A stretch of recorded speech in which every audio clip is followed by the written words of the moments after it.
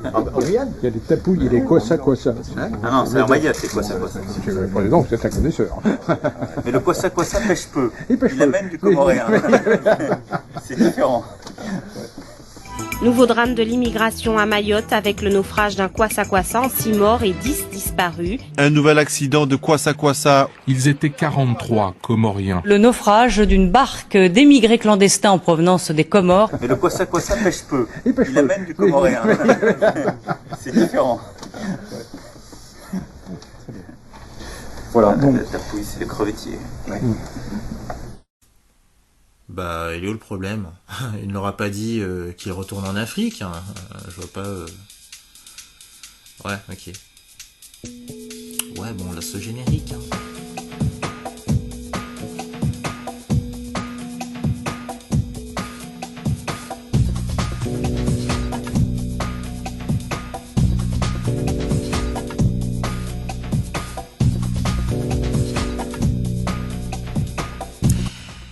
Et ouais, on avait déjà pensé à faire une nouvelle rubrique, mais comme on avait déjà fait un épisode intitulé « L'indignation à géométrie variable », autant le laisser dans un Zingueo Talk, vu que... Bah, pas le temps de créer un opening, surtout que faire un petit récap de l'actualité que nous n'avons pas eu le temps de faire, là, récemment, car oui, bah, c'est pas notre métier, de faire ces vidéos, je vous le rappelle, Bon, donc je ne parlerai pas d'Agnès Pannier nul à chier et de ses conflits d'intérêts, vu qu'apparemment pour faire partie de la team du Poudré, il faut être un véritable truand et voyou. Donc, et puis bon, si on devait faire une vidéo sur les mises en examen, conflits d'intérêts ou diverses plaintes pour viol ou autre, on sortirait une vidéo chaque jour. Le défi serait plutôt de trouver un ministre clean, ou même piocher dans les députés, mais bon, passons. Plus bon, nous avons des opérations parachutage avec Christophe Castagnette qui dirigera finalement le port de Marseille après divers volte-face, ou bien même de Mongolito aka Jeannot Castex qui lui dirigera la RATP déjà bien mal en point. Alors ils ont recyclé tous les anciens ministres du premier mandat d'Arthur. Alors ils ont commencé par les C, mais après avoir bloqué le pays, alors comment on a commencé par les C, alors Castox et les ont mis à la RATP, et Castaner et l'ont mis dans les bateaux à Marseille. Bon, ouais. Je crois que ça va bloquer encore. Bon, je ne parlerai pas de l'affaire Boyar Hanouna qui confirme qu'on creuse encore et encore entre un animateur qui depuis des années sert à rendre une très bonne image du parti en place et du Poudré, et un petit abruti, ex-chroniqueur de cette émission, ex-dealer qui veut se la jouer grand rebelle en crachant dans la soupe, tout ça pour faire le buzz quoi. Alors bon, même s'il a raison dans le fond, ce n'était pas le sujet pour lequel il était invité. Et non, on n'entend pas ce crétin parler des sujets importants, puisque bon, il passe toujours son temps à taper sur le Rassemblement National, qui, à l'instar de son parti, est censé représenter l'opposition. Mais bon, on sait tous que ce qu'il en est de cette opposition merdique. Et donc, bon, pour lui, porter plainte contre un clown lui semble plus important que de parler des personnels toujours suspendus. Car oui, après tout, 14 mois sans toucher le moindre salaire ou autre, ça va, pas de souci. Et pendant ce temps-là, on laisse crever une femme à jeun au CHU, faute d'un nombre correct de soignants, et le gouvernement persiste et signe dans leur refus de réintégrer les personnels suspendus, car non, pip pip, étant un des rares pays de l'Union Européenne à le faire. Et là, bon Alexis Corbière, celui qui pleurait face caméra après les propos du député RN lorsque son collègue parlementaire parlait des bateaux de migrants, on ne pleure pas pour ceux qu'on a jadis applaudis et qui sont privés de tout, non? Oh non, on laisse tranquillement le gouvernement continuer dans leur délire. Donc des écoles ferment comme à Avignon, faute de pouvoir se chauffer. Comme on dit déjà, oui, prends ça Poutine. En parlant de Vladou, le Poudré de Kriviri l'a directement accusé d'avoir lancé des missiles qui ont tué 2 personnes en Pologne. Donc ici, nos chers médias se sont précipités pour affirmer la même chose, alors que 12 heures plus tard, il s'est avéré être un missile ukrainien. Voilà, ouais, oui, voilà. Justification, on veut connaître les excuses. C'était qu'un accident. Alors que la veille, les pseudo-experts des plateaux télé nous parlaient de crimes contre l'humanité, de folie poutinienne et tout. Et aucune rectification de la part de Zézé, leader d'un pays ayant le soutien total de la France. Voilà, quoi. Quoi ? Vous avez pas entendu la déclaration du Poudré de l'Élysée, là ? Attendez, je cite... La France devra redoubler d'efforts pour permettre aux Ukrainiens de passer l'hiver. Oui, ouais. Alors qu'on n'a même pas les moyens pour les hôpitaux ou pour permettre à nos enfants d'aller à l'école sans tomber malades, faute de pouvoir chauffer les salles de classe. Et je ne parlerai pas des étudiants qui sont toujours soumis à la banque alimentaire et qui souffrent de précarité. Mais le futur, qu'est-ce qu'on en a à foutre ? Message aux lycéens, aux étudiants et à tous les citoyennes et les citoyens qui sont attachés à nos libertés fondamentales. Il y a un truc très grave qui est soumis au vote à l'Assemblée nationale. Est-ce que les lycéens, vous voulez devoir payer une amende de 500 €, voire de 1600 € quand vous organisez un blocus dans un lycée parce que vous n'êtes pas d'accord avec un projet de loi? Ou pareil pour les étudiants quand vous occupez votre fac parce que vous n'êtes pas d'accord. Ou bien imaginez pour celles et ceux qui ont occupé les ronds-points, les gilets jaunes. Eh bien c'est ce qui est prévu avec les amendes forfaitaires délictuelles instaurées dans l'article de la loi Lopmi. Cette loi, c'est la loi d'orientation du ministère de l'Intérieur qui prévoit ces amendes forfaitaires délictuelles. Ce qui veut dire qu'en fait, vous pouvez direct vous voir infliger ces amendes sans passer devant un juge. Ça veut dire que c'est la fin de l'individualisation des peines. Qu'avons-nous d'autre Oui. Alors on a Klausi Schwalbe qui a fait un discours au G20 et appelle à restructurer le monde. Vous avez voté pour lui ? Non ? Après tout, personne n'a voté pour von der Leyen. Donc on a eu la COP27 avec leur discours sur le climat et tout, lors de laquelle nos dirigeants s'y rendent avec des avions qui polluent, alors que dans le même temps, les chaînes d'infos comme BF Merde TV nous font de la propagande sur le futur pass carbone. Ouais, vous savez, oui, celui dont ces mêmes médias niaient l'existence quand les complotistes en parlaient depuis des mois. Voilà, nous y sommes.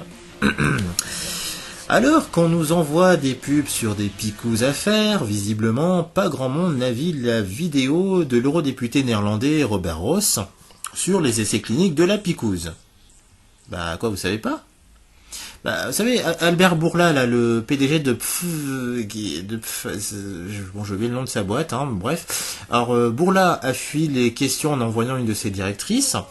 Alors, les faits nous ont montré que la picouse n'empêchait ni d'attraper le Voldemort, ni de le transmettre. La directrice répond dans le plus grand des calmes que les tests n'ont jamais été faits. I will speak in English so there are no misunderstandings. Was the Pfizer COVID vaccine tested on stopping the transmission of the virus before it entered the market? If not, please say it clearly. If yes, are you willing to share the data with this committee? And I really want a straight answer, yes or no, and I'm looking forward to it. Thank you very much. Regarding the question around, did we know about stopping immunisation before it's entered the market? No.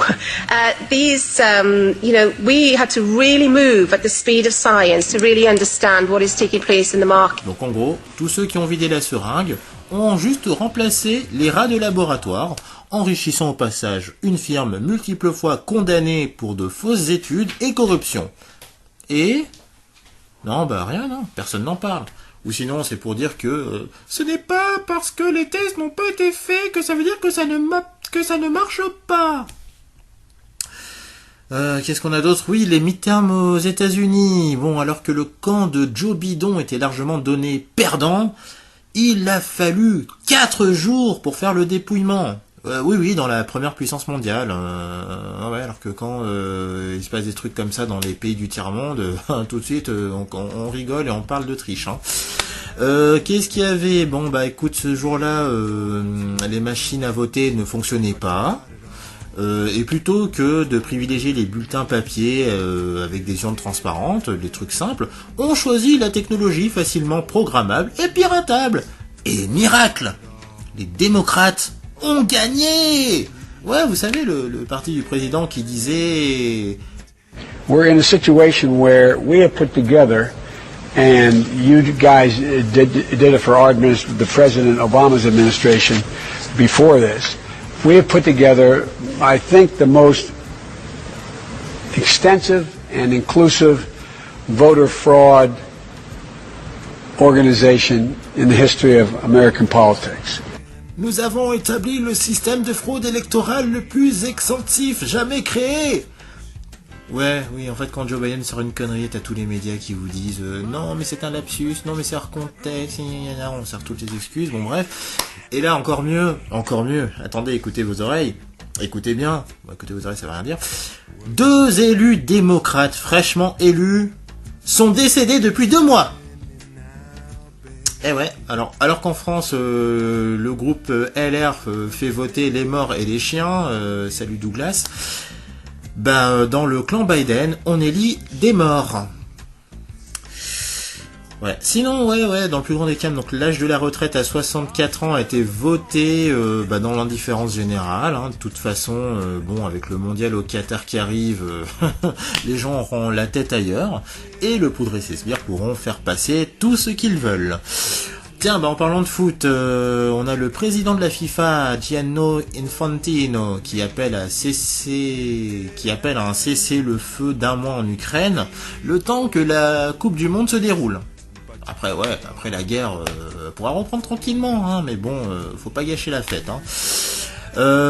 Concernant le fameux boycott, on a le Zizou national qui lui demande à laisser la polémique de côté, lui qui en 2010 avait touché entre 3 et 11 millions d'euros pour faire la promo du Qatar pour le mondial. Ouais, non, tout va bien, non, mais vu que c'est Zizou qui le dit, donc ça va, hein, ouais. Je pense qu'il ne faut pas politiser le sport. Et la vocation, d'abord, ces questions-là, il faut se les poser quand on attribue les événements.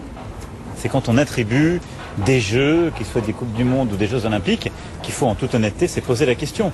Et que la question soit climatique ou qu'elle soit des droits de l'homme, il ne faut pas se les poser à chaque fois que l'événement est là.